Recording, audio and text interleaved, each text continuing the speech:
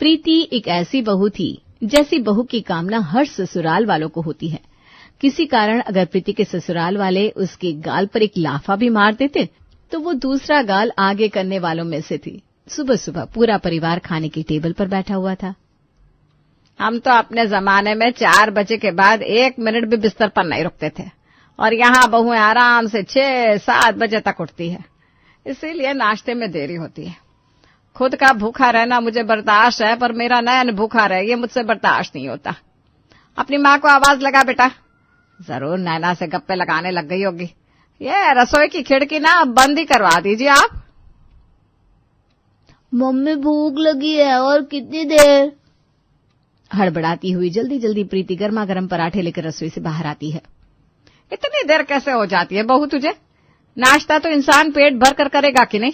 मुश्किल से 10-15 मिनट मिलते हैं मेरे करण को नाश्ते के लिए, उसमें भी तू गप्पे लगाने लगी तो आधे पेट जाना पड़ेगा इसे ऑफिस। रहने दो मम्मी, इससे बोलने से क्या होगा? ये तो खुद के अकल की बात है। प्रीति के देखने भर के ही ये 2 कान है, सुनती तो किसी का नहीं है। वो आपने कहा था ना आपको 2 दिन के लिए सूरत जाना है, मैं आपके कपड़े पैक कर दूं, वही कर रही थी मैं, उसी में देर हो गई, वरना मैं तो आज बहुत जल्दी उठी थी। हाय देखो कैसे फट से जवाब आ जाता है सामने। इसी तरह फटाफट काम भी कर दिया करना बहू। और ये पराठे मुझे नहीं खाने, ले जा इसे, तू जा मेरे लिए छोले बना दे, छोले खाने का मन हो रहा है मेरा। आलू के पराठे के साथ छोले खाए जाएंगे मम्मी जी? बाप रे बाप, ऐसी बॉर्डम बहू आई है कि एक एक बात खोल खोल कर बतानी पड़ती है। अरे मैंने कब कहा कि मैं आलू के पराठे के साथ छोले खाऊंगी? छोले मैं चाट के लिए बनवा रही हूँ। मोहन के किराने की दुकान से पापड़ी ले आ और उसमें छोले डालकर मस्त छोले चाट बना दे मेरे लिए। मैं तो आज उसी का नाश्ता करूंगी। अब तो मन बन गया है मेरा। पर सुबह मैं जब आपसे नाश्ते का पूछने आई थी तब आप ही ने तो नाश्ते में आलू के पराठे बनाने के लिए बोला था मम्मी जी। पहले आपने छोले के लिए बोला होता तो मैं छोले भिगो देती। बहस पर बहस किए जा रही हो तुम। अरे प्रीति, मम्मी ने बोल दिया ना पापड़ी चाट खानी है तो बना दो पापड़ी चाट। और हाँ, इतनी देर कर दी तुमने पराठे लाने में कि मेरा भी पराठे से मन उतर गया। मैं भी कुछ और ही खाऊंगा। चलो मेरे लिए पोहे बना दो तुम, आज मैं ऑफिस जरा देर से ही चला जाऊंगा। तो फिर मेरे लिए चॉकलेट पराठा बना दोगी मम्मा? अभी बना देती हूँ बेटा। अभी तक तो इतनी तीखी तीखी बोल रही थी, और जैसे ही सबने खाना बनाने को बोल दिया तो आवाज धीमी पड़ गई तेरी बहू। जोर से काम करना कि जल्दी जल्दी नाश्ता मिल जाए सबको। पता चला इतनी देर कर दी तूने, नाश्ते का खाना दोपहर में नसीब हुआ। प्रीति रसोई में जाती है और एक साथ चारों स्टोव पर बर्तन चढ़ाकर खाने की तैयारी करनी शुरू कर देती है। एक तरफ प्रीति कुकर में चने को सीटी लगाने की कोशिश कर रही थी, दूसरी तरफ तवे पर चॉकलेट पराठे बना रही थी। एक हाथ उसका चॉपिंग बोर्ड पर था, दूसरे हाथ से वो कढ़ाई पर चढ़े पोहे को संभाल रही थी। और 45 मिनट के अंदर अंदर ही सारा नाश्ता बनाकर प्रीति बाहर टेबल पर लगा देती है, जिसे खाते ही करण कहता है, मैंने सोचा था नाश्ता अच्छा लगेगा तो दिन भर आज घर पर ही रुक जाऊंगा, पर इस पोहे ने तो मूड ही खराब कर दिया मेरा। बनाने का मन नहीं था तो बोल देती, कैंटीन में खा लेता मैं। ऐसा तो तुम कहती हो तुमने अपने मायके में कुकिंग के क्लासेस किए थे, पर खाने में जरा स्वाद नहीं रहता प्रीति तुम्हारा, कसम से। और अपनी बीवी के बनाए पोहे में कमियां निकालता हुआ करण पूरा पोहा चट कर जाता है और अपने ऑफिस निकल जाता है। करण की तो शुरू से ही आदत है हर चीज में कमियां निकालने की। बहू, पोहे बहुत अच्छे थे। चल अब मैं भी दुकान निकलता हूँ, और नयन तू भी चल, मैं तुझे तेरे डांस क्लास छोड़ता चला जाऊंगा। अरे अभी तो मैं ये पापड़ी चाट खा रही हूँ। देख बहू, दोपहर में राजमा चावल ही बनाना, अभी से बता रही हूँ। राजमा याद से भिगो देना, फिर कहेगी मम्मी जी आपने पहले नहीं बोला था। जी मम्मी जी, मैं राजमा भिगो देती हूँ। कुछ और बनाना है तो बता दीजिए, या फिर आपके मेहमान आने वाले हैं तो वही बता दीजिए, तो उस हिसाब से खाना बनाकर रखूंगी। वरना पिछली बार क्या हुआ था, अचानक ही मेहमान आ गए थे और फिर ऐसे में बहुत हड़बड़ी हो जाती है काम में, फिर मेहमानों को इंतजार करना पड़ता है, सो अलग। तू ये इतना बोलना कैसे सीख रही है बहू? लगा दूं क्या रसोई की खिड़की पर ताला? है कोई नहीं आने वाला, बस मेरे हिसाब से बना दे खाना, और खुद खाएगी तो खुद के लिए भी बना ले।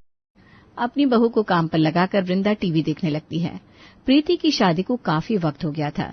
जिस दिन से प्रीति अपने ससुराल आई थी उस दिन से तीनों टाइम अपने ससुराल वालों को टेस्टी टेस्टी खाना बनाकर खिला रही थी, पर तारीफ के नाम पर खाने में कमियों के अलावा कुछ भी नहीं बताया गया उसे।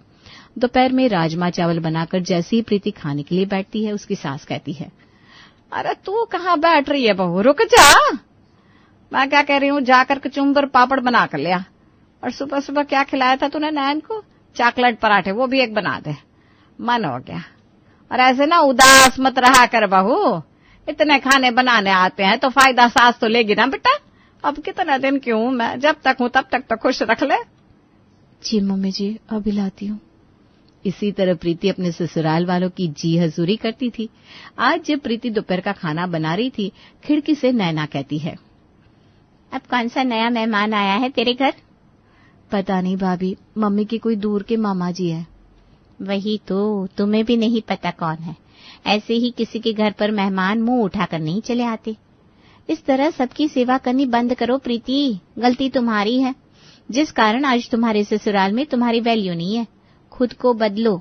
लोगों के सामने इस तरह बिछती रहोगी ना तो कालीन समझकर सभी तुम्हें रौंदते हुए आगे चले जाएंगे। और इस तरह मेहमानों को अपना कमरा कौन देता है भाई? बदलो खुद को प्रीति, बदलो, इसके पहले कि देर हो जाए। एक हफ्ते बाद प्रिया सभी को रात का खाना परोसकर खुद की प्लेट लेकर खाना खाने जा रही थी कि दरवाजे पर दस्तक होती है। सुषमा के बिना खाने का मजा लिया जा रहा है। क्यों वृंदा, कैसी है? अरे जीजी, आप बड़े दिनों बाद आई। आइए आइए, खाने पर बैठ जाइए। बहू जल्दी जा अपनी मौसी सास के लिए पराठे बना कर ले आ। बेचारी प्रीति खुद की थाली छोड़कर रसोई में जाती है। इतना कमर दर्द हो रहा है, सोचा था आज आराम करूंगी, पर नहीं, मेहमानों को समझना चाहिए कि आने के पहले एक बार इन्फॉर्म तो कर दे। पर मम्मी जी ने खुद ही सबको बिगाड़ रखा है। भाभी ठीक ही कह रही थी, ये सब मेरी गलती है। पराठे बनाकर प्रीति मेहमानों को परोसती है। बस बस बहू, आज के लिए बहुत हो गया। वैसे तेरे हाथ के खाने की दूर दूर तक तारीफ सुनी है मैंने कि कौन सा खाना है जो प्रीति बनाना नहीं जानती, तो मैंने सोचा मैं क्यों चखने से पीछे रहूं, सो आ गई। अब इसी बात पर अपनी मौसी सास के लिए कल डोसा बना लेना। हाँ, मैं डोसा तो बना दूंगी मौसी जी, पर आप खा लेंगे ना? अरे क्यों नहीं खाएंगे, तुम भी गजब बात करती हो। अरे बिल्कुल खाएंगे बहू, पेट भरकर खाएंगे। कल तो तुम डोसे ही बनाना, और हाँ, सांभर चटनी जरा ज्यादा बनाना। मुझे भर भर कर चटनी खाने की आदत है। वरना पिछली बार क्या हुआ, एक रिश्तेदार के घर गए थे हम, और उनकी बहू ने ये इतनी सी कटोरी में सांभर और चटनी दी कि मांगते भी नहीं बन रही थी। हमारे यहाँ ऐसा बिल्कुल नहीं होगा मौसा जी भर कर खाइएगा, तब भी सांभर चटनी बच जाएगी, ये मेरा वादा है। और अगली सुबह सभी के उठने से पहले ही प्रीति उठकर पड़ोस के हलवाई के यहाँ जाती है और ये बड़े बड़े बर्तन लेकर आ जाती है। हे भगवान, इन लोगों ने क्या हालत कर दी है तेरी। इतना सारा खाना बनाना है तुझे, और तूने मुझसे ये 10-10 किलो सब्जियां क्यों मंगवाई? 20-30 लोग आ गए हैं क्या एक साथ? नहीं भाभी जी, ये पतीले, ये सब्जियां, इन सब का इंतजाम तो मैंने अपने ससुराल वालों को सबक सिखाने के लिए किया है। आपकी बात ना मेरे पल्ले पड़ चुकी है। अब आप देखती जी आगे क्या क्या होता है। वैसे डोसा बनेगा तो सबसे पहले खिड़की से आपको ही दूंगी। प्रीति ने दाल और चावल को पीसकर रात को ही भिगो दिया था। सुबह तक खमीर अच्छे से हो जाता है और डोसा का बैटर प्रीति को तैयार मिलता है। पर सांभर और चटनी और मसाले की तैयारी तो प्रीति ऐसे करती है मानो पूरे मोहल्ले को दावत देनी हो। ये चढ़ गए 6 किलो आलू उबलने के लिए। अच्छा हुआ सोनू हलवाई के यहाँ से ये बड़े बड़े बर्तन ले आई थी, वरना इतने आलूओं को उबालना, फिर सांभर के लिए सब्जियां गलाना बड़ा मुश्किल हो जाता। काफी घंटों की मेहनत और मशक्कत के बाद 8 लीटर चटनी, 10 लीटर सांभर और 6 किलो मसाला बनकर तैयार होता। सही है, 8 बजे तक सब कुछ तैयार भी हो गया। अब जल्दी से सभी को डोसा बनाकर खिलाती हूँ। प्रीति एक एक डोसा बनाती जाती है और मेहमानों को खिलाती जाती है। क्या कड़क डोसा बनाया है बहू तूने, मजा आ गया।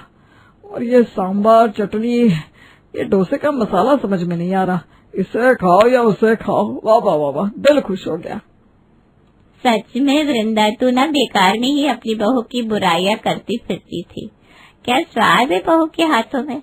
2-3 दिन का सोचकर आए थे हम, पर ये डोसा खाकर मैंने तो सोच लिया है हफ्ते भर यहीं रहकर जाऊंगी।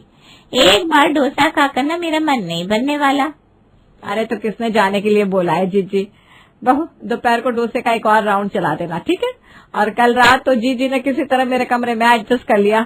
अब तो 1 हफ्ते तक रहने का प्लान है, तो एक काम कर, तू अपना कमरा खाली कर देना। जीजी और जीजाजी आराम से वहां सो जाएंगे। जी मम्मी जी, आज तक मैंने आपके किसी काम के लिए मना किया है जो इस काम के लिए करूंगी। सभी पेट भरकर डोसा खाते हैं। दोपहर के वक्त प्रीति को कमरे में जाता देखकर सुरेश कहता है, बहू सोने जा रही है क्या? अगर सोने जा रही है तो मुझे जरा डोसा खिलाती जा। जी मौसा जी। और मैं क्या कह रहा था, अब तूने डोसा बनाया ही है तो आज रात को भी डोसे का ही प्लान रख ले, तुझे भी मेहनत कम पड़ेगी। मुझे पता था मौसा जी आप यही कहेंगे, इसीलिए मैंने डोसे का बैटर 3 वक्त के हिसाब से ही बनाया था। रात को भी डोसा बन जाएगा। अरे बस फिर परोस देना बहू। आज तीनों वक्त सभी डोसा ही खाते हैं। भाई बस डोसे का बैटर खत्म हुआ कि हमें खत्म करने के बाद ही खत्म करना होगा? पेट फट जाएगा वरना मेरा। इस जन्म के लिए तो बहुत डोसा खा लिया मैंने। नहीं जी, बैटर खत्म हो गया, अब आपको डोसा नहीं खाना पड़ेगा। प्रीति से उसका कमरा छीन लिया गया था। करण और नयन तो वृंदा के कमरे में जाकर सो जाते हैं और हमेशा की तरह प्रीति को नसीब होता है हॉल। बस बेचैनी की ये आखिरी रात है मेरी, उसके बाद पूरे घर को बेचैन होना होगा। अगली सुबह, आज क्या है मेन्यू में बहू, कुछ अच्छा खिला रही हो कि नहीं? ऐसा कुछ बनाया है मौसी जी जो आपने सोचा भी नहीं होगा। सब कुछ तैयार है, आप बस नहा धोकर तैयार हो जाइए, मैं खाना लगाती हूँ। अपने घर पर थोड़ी ना है हम बेटा जो नहा धोकर बाहर जाना है। अभी तो हम छुट्टी मनाने निकले हैं, नहाया जाएगा तो पैर में आराम से, तो नाश्ता लगा दे। अब वक्त था एक्स्ट्रा मसाले, सांभर, चटनी के इस्तेमाल का। बचे हुए आलू के मसाले से प्रीति सभी के लिए बनाती है आलू के पराठे और सभी को परोसती है। ये सबसे सही नाश्ता लगता है मुझे, आलू का पराठा। ये आलू का पराठा खिलाएगी तू मेहमानों को? ये तो अपने घर पर भी खा सकते हैं, कुछ अलग बनाना चाहिए था ना बहू। और तूने ये कोरा पराठा लाकर धर दिया, साथ में ना चटनी दी ना सॉस दिया, मतलब तू भी सीख गई ना काम से भागना। एक काम कर करण, अब रसोई की खिड़की बंद ही करवा दे। हाय मैं चटनी लाना भूल गई, सॉरी मम्मी जी, रुकिए अभी लाती हूँ। प्रीति रसोई में जाती है और डोसे के साथ देने वाली नारियल की चटनी को लाकर टेबल पर रख देती है। ये तो डोसे की चटनी है प्रीति, इसके साथ खाएंगे क्या पराठे? तो क्या प्रॉब्लम है? डोसे के अंदर जो मसाला होता है वही मसाला इन पराठों में भी है, और डोसे के साथ हम चटनी खाते हैं तो वही चटनी मैंने आपको दी है। मतलब इस पराठे के साथ भी ये चटनी खाई जा सकती है। खाकर देखिए तो मौसा जी, देखिएगा आपको कल वाला स्वाद ही आएगा। मॉम मुझे आलू के पराठे नहीं खाने, मेरा चॉकलेट पराठा। आज मम्मा ने आपके लिए रोल बनाने का सोचा है। रोल? वाह मम्मा। बाकी घर वालों की बात को अनसुना करके प्रीति रसोई में चली जाती है। ये रहा प्लेन पराठा, उसके ऊपर शेजवान चटनी की जगह लगाऊंगी डोसे के साथ परोसे जाने वाली लहसुन की चटनी, और डोसे के मसाले से बनी टिक्की जाएगी इसके अंदर, और रोल बनकर तैयार। घर वालों के साथ होश ठिकाने लगाने की जरूरत तुम्हारी भी है नयन बेटा। नयन की प्लेट में रोल देखकर करण उसके प्लेट से रोल उठाकर उसकी एक बाइट लेता है। ये क्या है प्रीति, हर खाने में डोसे का स्वाद कैसे आ रहा है? क्या बना रही हो तुम, काम नहीं करना है क्या? देखिए जी, मुझे तो जैसे खाना बनाना आता है करण जी, वैसे ही बनाया मैंने। नहीं खाना तो प्लेट से अंदर रख देती हूँ। और सभी के सामने से प्रीति खाने की प्लेट को उठाकर रसोई में लेकर भी चली जाती है और कोई कुछ नहीं कह पाता। दोपहर को भूखे बैठे सभी लोग खाना खाना करने लगते हैं। सुबह भी सबने आधे पेट ही नाश्ता किया था। अब इन भूखे नंगों के सामने खाना डाल ही देती हूँ, पर खाना वही मिलेगा जो बेसिक हो, जो सभी के घरों में बनता है। स्पेशल डिश तो अब प्रीति बनाने वाली नहीं। और प्रीति चढ़ाती है चावल। चावल के साथ ना वो दाल बनाती है ना ही कोई सब्जी। चावल के साथ देने के लिए ये सांभर तो है ही, और डोसे के मसाले को भरते की तरह दे दूंगी, हो गया लंच। दोपहर को प्रीति सभी को वही खाना परोस देती है। ये सब क्या है वृंदा, तेरी बहू ने तो मजाक बना के रखा है। एक बार डोसा क्या बना दिया, उसके साथ बची हुई चटनी और सांभर हमें खिलाती रहेगी क्या हर रोज? मेरे सामने कोई खाने की बुराई करता है ना मौसी जी, तो मुझसे बर्दाश्त नहीं होता। नहीं खाना हो तो मैं उठा कर ले जाती हूँ। अरे बहू तू तो नाराज हो गई, खा रहे हम लोग। इसके पहले कि आप अपनी जुबान खोले मम्मी जी, मैं आपको बता देती हूँ कि रसोई की खिड़की बंद करके उसके ऊपर कील मैंने खुद ही मार दी है, तो रसोई की खिड़की का ताना अब आप मुझे मत ही दीजिएगा। ये घर तो पहले ही मेरे लिए जेल के समान है, तो खिड़की रहे ना रहे क्या फर्क पड़ता है। और वैसे भी जिस हिसाब से आप मुझसे काम करवाती हैं, खिड़की के बाहर झांकने का वक्त ही कहाँ मिल पाता है मुझे। बाप रे बाप, पता नहीं क्या खाकर आई है आज ये। प्रीति के इतना सुनाने के बाद भी सुरेश को शर्म नहीं आती। वो तो शाम को घूमते हुए रसोई में झांकता हुआ रात के खाने का मेनू पूछ लेता है प्रीति से। बस 2 घंटे की बात और है मौसा जी, फिक्र क्यों कर रहे हैं आप? करण भी आ जाएंगे दुकान से, तो साथ में बैठकर खाइएगा। रात को प्रीति सभी को परोसती है वेस्टर्न स्टाइल सूप। अरे बहू, ये चाइनीज सूप है कि इटालियन? ऐसे सूप को इंडियन भी कहा जा सकता है मौसी जी, आप खाकर देखिए और उस हिसाब से उसे खुद ही नाम दे दीजिएगा। सभी सूप में चम्मच डालते हैं और जैसे ही सूप का पहला सिप लेते हैं उन्हें समझ में आ जाता है कि सूप के नाम पर उन्हें सांभर परोसा गया है। सांभर को तुम सूप कहती हो प्रीति? अरे सूप में भी सब्जियां होती है, सांभर में भी सब्जी होती है, क्या फर्क है दोनों में? इस घर में जिस हिसाब से मेहमान पेट भर भर कर खाते हैं और आप सब मुझसे खाना बनवाते रहते हैं, मैंने पहले ही सोच लिया था ज्यादा क्वांटिटी में खाना बनाऊंगी। अब मुझे क्या पता था कि इतनी ज्यादा क्वांटिटी में बन जाएगा। बचे हुए सांभर, चटनी और मसाले को मैं फेंकूंगी तो नहीं, आज डिनर में भी ना यही मिलने वाला है। ये कहकर प्रीति रसोई में ताला मारकर सभी के सामने सोफे पर जाकर लेट जाती है। बहुत दिन शेरनी को सर्कस में नचाया है सबने। अब शेरनी को पता चल गया है कि जंगल की रानी तो वही है। दोबारा से पिंजरे में उसे डाल नहीं पाएंगे अब वृंदा जी। इसीलिए मैं पहले से कहता था कि किसी का इतना भी इस्तेमाल मत करो कि उसका मन आपसे हमेशा के लिए उतर जाए। उसका मन हमारे ऊपर से उतरा है या नहीं ये तो मुझे नहीं पता, पर मेरा मन खाने से जरूर उतर जाएगा। इसी तरह रोज चलता रहता है। कोई खाने का नाम ले, उसके पहले ही उस डिश में सांभर, चटनी और मसाला मिलाकर प्रीति परोसती थी। और ऐसे ही एक शाम को प्रीति बचे हुए मसाले के पकोड़े बनाकर ले आती है, जिसे देखते ही सभी हाथ जोड़ लेते हैं। बस बस बहू, हम समझ गए, माफ करना। वृंदा बहुत बड़ी गलती कर दी, तो तेरे घर ऐसे भी ना बताया आगे। अब दोबारा नहीं आएंगे भाई। बहू, अब इस खाने से छुटकारा दिला हमें। हम भी तुझसे बेकार में 10-10 डिश बनाने को नहीं बोलेंगे, माफ कर दे हमें। और क्या था, इस दिन के बाद सभी लाइन पर आ जाते हैं और बेकार में प्रीति पर खाने का प्रेशर बनाना छोड़ देते हैं। पिछले भाग में आपने देखा कि नारायण बाबू को अस्पताल ले जाने में मदद करने के कारण आशीष का उनके घर में अब अक्सर आना जाना होने लगा था। सुनैना और आशीष के बीच जमी सख्त बर्फ पिघल तो रही थी, लेकिन बात अभी भी सिर्फ दोस्ती की थी। प्यार, शादी जैसी बातें तो पीछे छूट चुकी थी। इसी बीच एक दिन सुनैना चक्कर खाकर बेहोश हो जाती है। सुनैना को बार बार बेहोश होता देख आशीष और सुनैना की सास उसे लेकर अस्पताल जाते हैं, जहां पता चलता है कि सुनैना गर्भवती है। अपने बेटे की मौत के कई महीनों के बाद बहू की गर्भवती होने की खबर सुनकर सुनैना की सास हक्की बक्की रह गई थी। आशीष के अक्सर सुनैना के आसपास मंडराने और उसके रिश्ता लाने वाली बात को देखते हुए सुनैना की सास उन दोनों के रिश्ते पर इल्जाम लगाती है और सुनैना पर ये बच्चा न रखने का दबाव बनाती है। अपनी सच्चाई साबित करने का उनके पास कोई तरीका नहीं था, लेकिन हालातों के दबाव में आकर वो अपने बच्चे को मार भी नहीं सकती थी। इसलिए सुनैना भी ऐलान कर देती है कि वो अपनी जान देकर भी अपने बच्चे के प्राणों की रक्षा करेगी। अब आगे बात को बिगड़ता देख आशीष अचानक सुनैना के सामने आ जाता है। काका, सुनैना आपकी बहू है, एक पतिव्रता औरत है वो। मैं तो बाहर का आदमी हूँ, उसे अभी सही से पहचानते भी नहीं। मैं उसे पहचानने में गलती कर सकता हूँ, लेकिन आप लोग, आपके साथ तो इतने साल बिताए उसने। आपके बेटे के जाने के बाद चाहती तो आपका घर छोड़कर अपने माँ बाप के घर जा सकती थी, आजादी का जीवन जी सकती थी। लेकिन फिर भी उसने बहू के साथ साथ बेटे का भी फर्ज निभाया और आजादी के बदले सेवा चुनी। उसकी अच्छाई का आप लोग ये बदला दे रहे हो उसे। मुझे सोचकर भी घिन आ रही, इतनी घटिया बात आपके मन में आई कैसे? हाँ, मैं करना चाहता था सुनैना से शादी, लेकिन उसे मेरे साथ अपनी नई जिंदगी नहीं चाहिए थी।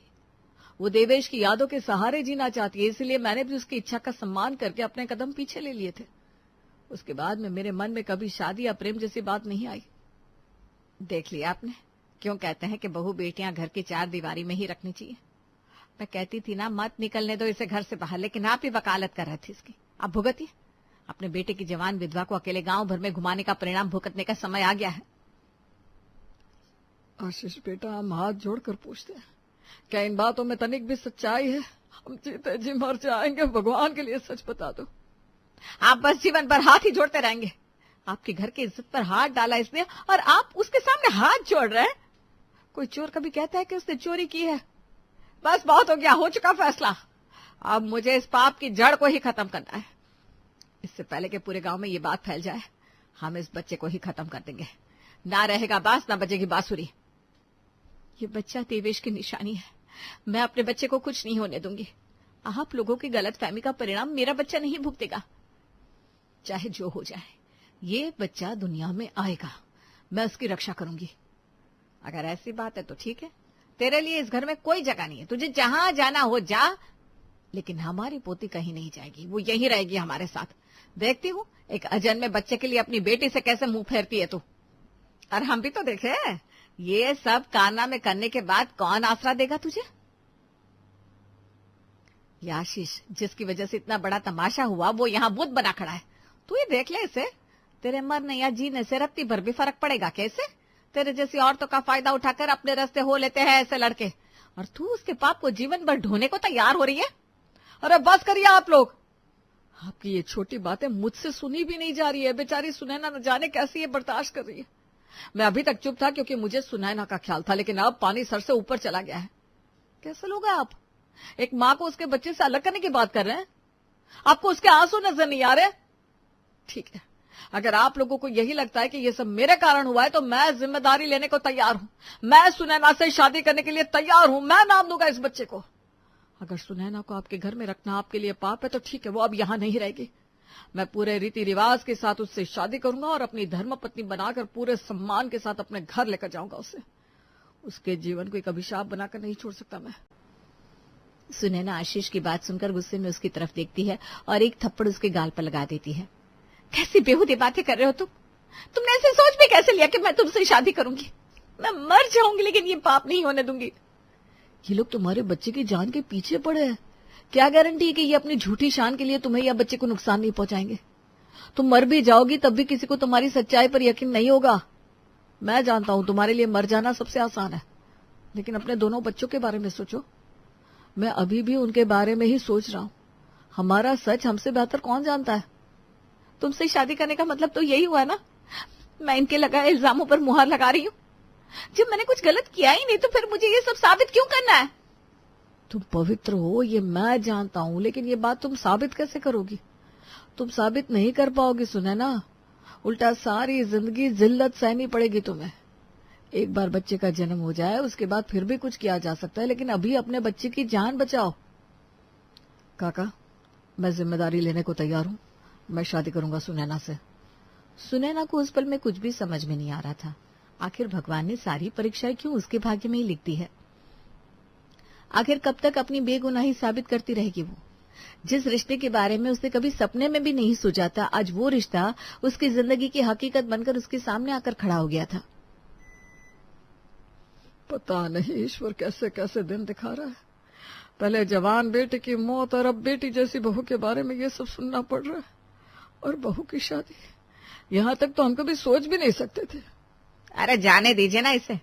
जिसकी गंदगी है वही अपना नाम दे और वही पाले। हम क्यों धोए इसका पाप? आप ही सोचकर बताइए ना, अगर ये बच्चा इसका ना होता तो बिना कसूर कोई गैर मर्द किसी औरत से खड़े खड़े शादी करने को तैयार हो जाता क्या? ये सब सोची समझी चाल है इनकी। बस मुझे अब ये लड़की अपने घर में बिल्कुल भी बर्दाश्त नहीं है। भूल जाओ कभी इसका कोई रिश्ता था हमारे परिवार से। चुपचाप हाथ पीले करो इसको और दफा करो हमारे घर से। हम शादी के लिए तैयार हैं, लेकिन खबरदार जो फिर कभी इस घर की तरफ मुड़कर भी देखा। दुनिया जहान में हमारी कुछ इज्जत है, इसीलिए तुम्हारे कुकर्मों को उछाले बिना चुपचाप तुम्हारी शादी इस लड़के से करा रहे हैं। पूरी रात देवेश की फोटो को सीने से चिपकाकर सुनैना रोते हुए बिता दी थी। अगली सुबह आशीष अपने माता पिता को लेकर सुनैना के घर पहुंचा। भाई साहब, कोई खोट नहीं है मेरे बेटे में। दिया लेकर भी ढूंढेंगे ना तो भी हमारे बेटे जैसा होनहार लड़का 7 कोस तक नहीं मिलेगा। आपकी बहू के विषय में तो नहीं कह सकता, लेकिन अपने बेटे को बहुत अच्छी तरह जानता हूं मैं। कोई गलत काम नहीं करेगा वो। बहुत गलत इल्जाम लगाया आपने। हम चाहते तो कोई अच्छी लड़की देखकर अपने बेटे की शादी कर सकते थे। आशीष का जीवन तो संवर जाएगा, लेकिन सुनैना, उसका क्या? उसे तो ये समाज जीने भी नहीं देगा। काफी सोचने समझने के बाद हमने निर्णय लिया है कि हम आशीष और सुनैना के ब्याह के लिए तैयार हैं। जो दुख इस बच्ची के भाग्य में लिखा है, भगवान न करे किसी भी बेटी के भाग्य में ऐसा दिन हो। अपने अजन्मे बच्चे की खातिर सुनैना ने आशीष के साथ शादी के लिए हाँ कह दी थी। घर वापस आकर, हे भगवान, क्या किस्मत दी है हमें। बहू के आने के बाद लोग घर में पोता पोती के आने का इंतजार करते हैं, लेकिन हमारी बहू तो एक बच्चा पेट में लेकर आ रही है और एक गोद में, और बच्चे भी राम जाने किसके हैं। माँ, आगे से ऐसी बेहुदा बात अपनी जुबान पर मत लाना। मैंने उससे शादी करने का फैसला लिया, इसीलिए वो दोनों बच्चे भी अब किसी और के नहीं, मेरे ही हैं। मैं उन्हें अपना नाम दूंगा और अपने बच्चों की तरह सीने से लगा कर पालूंगा, और मुझे ये बात बिल्कुल अच्छी नहीं लगेगी कि मेरे बच्चों के बारे में कोई भी गलत बात करे। जल्दी ही सादगी के साथ आशीष और सुनैना की शादी हो गई थी, और अब सुनैना सुधा की बहू बनकर उसके घर पहुंच गई थी। सुधा के मन में नफरत उसके सर तक चढ़ गई थी। उसे यही लगता था कि सुनैना के कारण ही उसके बेटे ने ऐसी बेमेल बेरंग शादी कर ली है। अगर अपनी पसंद की लड़की से शादी करता तो पूरे गाजे बाजे के साथ बारात लेकर कोई राजकुमारी ब्याह कर लाती अपने बेटे के लिए। शादी के बाद ये पहली बार था जब सुनैना आशीष के साथ कमरे में थी। तुम्हारे लिए ये तोहफा लाया था, पहन कर दिखाओ ना कैसा लगा। कमरे में तुम्हारे और मेरे अलावा कोई और नहीं है, इसलिए यहाँ ये शादी का नाटक करने की कोई जरूरत नहीं है। ये शादी सिर्फ बाहर वालों को दिखाने के लिए खेलना है। कमरे के अंदर हम बिल्कुल भी पति पत्नी नहीं है। और इस गलतफहमी में कभी मत रहना कि मैं तुम्हें अपना पति स्वीकार करूंगी। मेरे मन में सिर्फ और सिर्फ देवेश है, कोई उनकी जगह नहीं ले सकता। एक बार इस बच्चे का जन्म हो जाए, उसके बाद मैं शहर जाऊंगी, बड़े से बड़े अस्पताल में जाकर जांच कराऊंगी और सारी दुनिया के सामने साबित कर दूंगी कि देवेश इस बच्चे का पिता है। अपने ऊपर लगे कलंक को तो मैं धोकर रहूंगी। बस तब तक के लिए मुझे एक सुरक्षित जगह की तलाश थी। यही सोचकर तुमसे शादी की है मैंने। इससे ज्यादा तुम्हारे साथ कोई भी रिश्ता बनाने में मुझे कोई दिलचस्पी नहीं है। तुमने मुझे गलत समझ लिया सुनैना, मेरा वो मतलब बिल्कुल नहीं था। मैं तुम्हारे नजदीक आने की कोशिश नहीं कर रहा था, बस मेरी पहली बार शादी हुई है ना, तो शादी की रस्म निभा रहा था। हमारे यहाँ नई दुल्हन को तोहफा दिया जाता है, इसलिए माँ के कहने पर तुम्हारे लिए ये ले आया था। कोई बात नहीं, तुम रख लो। मन ना हो तो मत पहनना। मैं सोने जा रहा हूँ, तुम भी सो जाओ, थक गई होगी। परिवार की इज्जत की खातिर आनंद फानन में नारायण बाबू ने बहू सुनैना की शादी आशीष से करवा तो जरूर दी थी, लेकिन रिश्तेदार और बिरादरी के लोग वो कहाँ इतनी आसानी से पीछा छोड़ने वाले थे। फोन पर विमला बुआ जी थी। अरे भैया, बहू को घर लाकर बेटी जैसे कह देने में और उसे बेटी मानकर उसका कन्यादान कर देने में जमीन आसमान का फर्क होता है। कुछ तो सोचा होता आपने। हमारे देवेश की धर्मपत्नी थी वो, सारे समाज के सामने ब्याह कर अपने घर लेकर आए थे आप उसे। बेटा भगवान को प्यारा हो गया और बहू का कन्यादान कर दिया आपने। आप तो बिल्कुल खाली हाथ रह गए भाई साहब। ना बहू मिली, ना बेटा, ना पोता पोती। आपका तो जीवन ही सुना हो गया। शादीशुदा बहू को अपने घर की इज्जत समझकर उसे अपने घर में रखा जाता है। माफ करना, लेकिन अपनी बहू की दूसरी शादी करवाने का तरीका मेरी समझ से बाहर है। अरे विमला, ऐसी कोई बात नहीं है जैसा तू समझ रही है। देख, अभी उसकी उम्र ही क्या थी। जाने वाले को तो लौट कर ला नहीं सकते, लेकिन जो अपनी आंखों के सामने दिन रात हमारी सेवा कर रही थी, उसकी तरफ से आंखें कैसे मूंद लेते। और फिर इतना अच्छा लड़का मिल रहा था, लगा शायद फिर कभी ये मौका नहीं मिल पाएगा। पटेल साहब ने सामने से इस शादी में दिलचस्पी दिखाई तो हम मना नहीं कर पाए।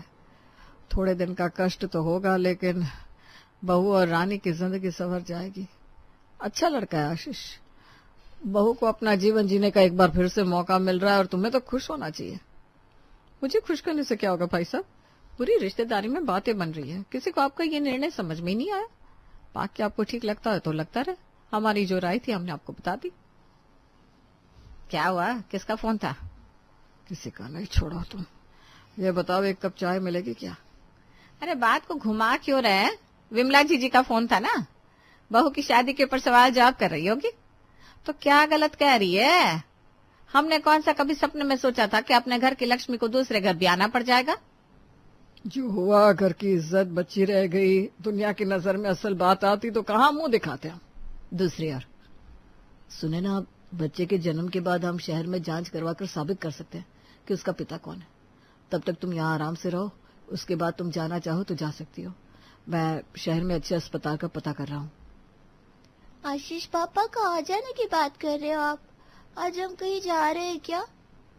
ये आशीष पापा क्या होता है? कौन सिखाता है ये सब? सॉरी माँ, से पापा बोलूंगी। अब ठीक कह रहे हो, बड़ों का नाम लेकर नहीं बुलाया जाता।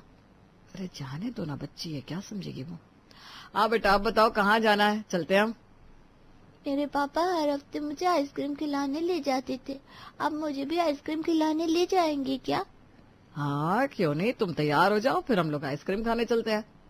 बहुत जल्दी आशीष और रानी के बीच गहरी दोस्ती और प्यार पनप गया था। आशीष रानी को अपनी सगी बेटी से भी ज्यादा प्यार करता था। उसे रोज घुमाने ले जाना, उसकी फरमाइश पूरी करना, साथ में खेलना, ये उसकी दिनचर्या का हिस्सा बन गए थे। दादी आज मेरे लिए आलू के पराठे बनाओ ना, मेरा बहुत मन है, मैं अचार से पराठे खाऊंगी।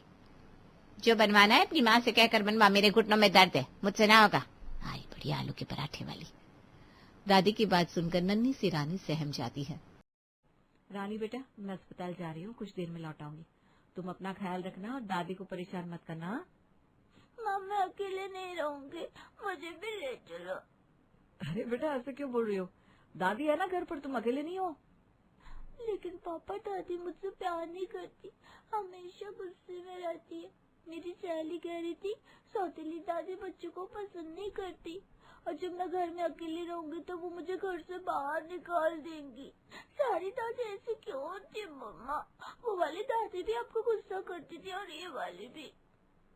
ऐसे बात नहीं करते बेटा, कुछ नहीं होगा। ये घर तुम्हारा ही है, कोई तुम्हें यहाँ से नहीं निकाल सकता। शांत हो जाओ। मुझे माँ से बात करनी पड़ेगी, जरूर माँ ने इसी कुछ कहा है। रहने दीजिए ना, हमारे लिए माँ जी से झगड़ा मत करो। रानी बच्ची है, मैं समझा दूंगी। माँ क्या कहा तुमने इस बच्चे से जो इतना डर गई है? लो जी, मैंने क्या कह दिया, कुछ भी तो नहीं कहा। जरूर इसकी माँ ने इसे कुछ उल्टा पुल्टा पढ़ाया होगा मेरे खिलाफ। माँ ये क्या बोल रही तुम? अपनी गलती का ठिकरा दूसरों के सर फोड़ना बंद करो। अरे छोटी सी मासूम बच्ची है, आप उसके साथ क्या दुश्मनी निकाल रही हैं? अरे ठीक है, मैं इसे बहुत कुछ कहती हूँ और मुझसे इतनी ही परेशानी है तो भेज दी इसे वापस इसकी दादी के घर। मैंने कौन सा कहा मेरे घर में रहो? वो मेरी बेटी है और मैं जहाँ रहूंगा मेरी बेटी और पत्नी भी वहीं रहेंगी। अगर तुम्हें परेशानी है तो बोलो, मैं घर छोड़कर चला जाता हूँ। आशीष का रानी और सुनैना के लिए चट्टान बनकर खड़ा हो जाना सुनैना के दिल को छू गया था। क्यों छोटी सी बात को बढ़ा रहे हो हमारे लिए? आपको अपना घर छोड़ने की कोई जरूरत नहीं है। रानी बेटा, दादी आपसे बड़ी है ना, उन्होंने डांट दिया तो क्या हुआ?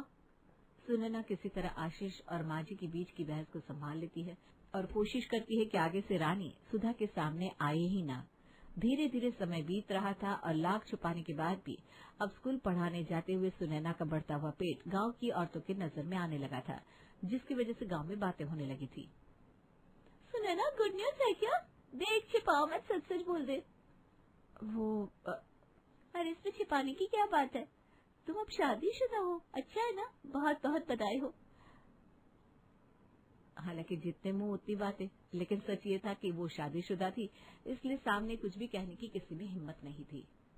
सुनैना की खुशियों को लगी काली नजर का साया मानो अभी भी उसके आसपास मंडरा रहा था।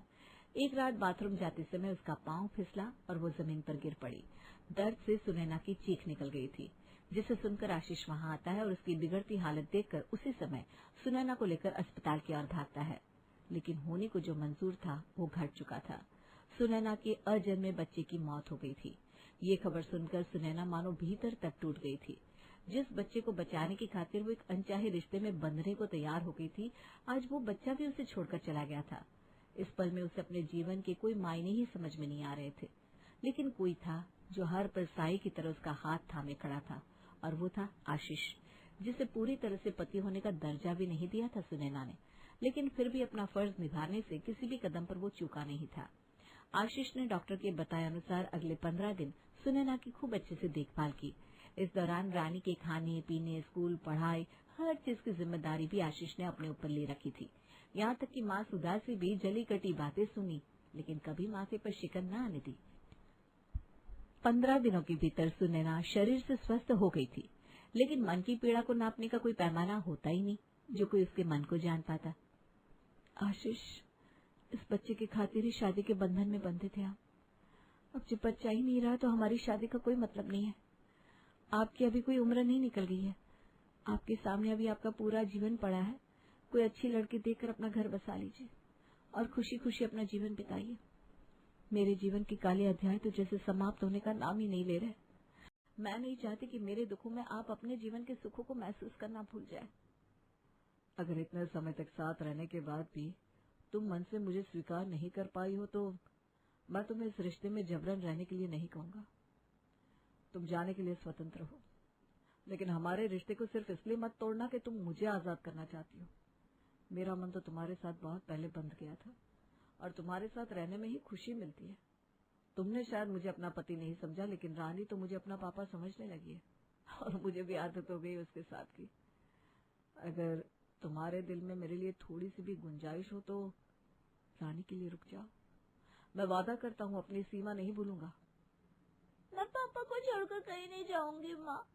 भगवान जी से बहुत प्रेयर करने के बाद मुझे नए पापा मिले। अब मैं इनके बिना नहीं रह सकती।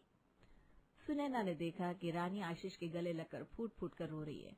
आशीष की आंखें भी भीगी हुई थी।